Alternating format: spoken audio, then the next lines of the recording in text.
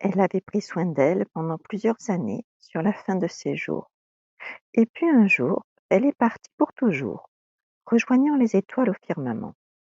Elle lui avait laissé en héritage un exemple et une fidélité, celle de commémorer. À force de persévérance, elle parvint à faire réalité le désir de sa mère. Toutes deux appartenaient à ce peuple de petits êtres voyageurs, travailleurs et aimant la bonne aventure.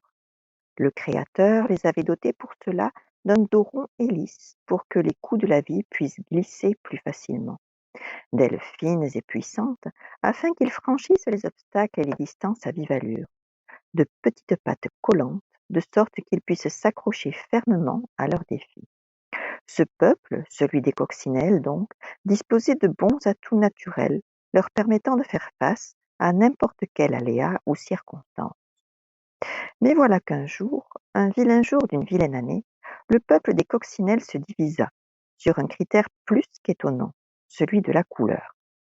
Alors que les marguerites pouvaient vivre ensemble et se tolérer qu'elles soient blanches ou roses, les roses rouges ou jaunes, les tulipes multicolores, les panthères rousses ou noires, les papillons bleus ou bariolés, les poissons gris ou arc-en-ciel, les coccinelles, elles, ne supportaient plus de se voir les unes rouges à pois noirs et les autres noires à pois rouges.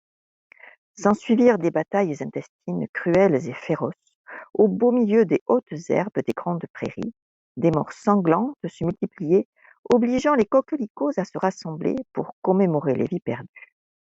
Ce spectacle, d'une tristesse affligeante, douloureuse et éprouvante, meurtrissait chaque jour un peu plus le cœur des coccinelles daltoniennes. Ces dernières, ne distinguant pas les couleurs, ne voyaient d'un côté comme de l'autre que des semblables, se sacrifiant sauvagement en nourrissant rageusement de la haine et de la rancœur meurtrière.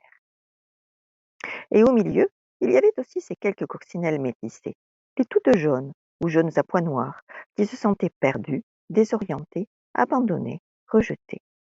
L'une d'entre elles, une observatrice au grand cœur, arrivée au bout de la solitude et de l'abattement, se rappelant les atouts offerts par le Créateur, décida de prendre les choses en pattes.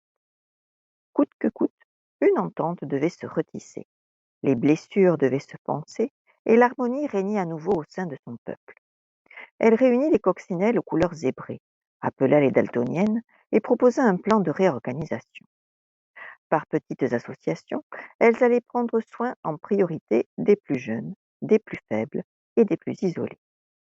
Ainsi, elles constitueraient une nouvelle force, un nouvel exemple pour les nombreuses coccinelles rouges et noires qui s'étaient embarquées dans cette voie maléfique et destructrice à leur corps défendant, ou par principe conditionné, par une forme d'honneur ou manque de conviction ou de consistance intérieure.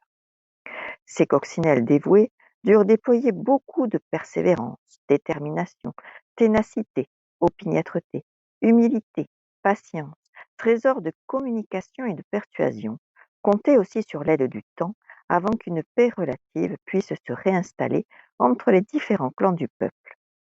Bien sûr, il reste encore à l'heure actuelle des balafres, des cicatrices, des points sensibles et des zones douloureuses.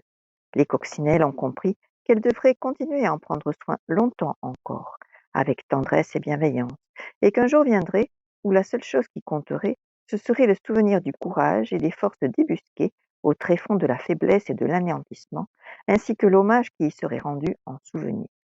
Cette année, ce sera le 30 mai.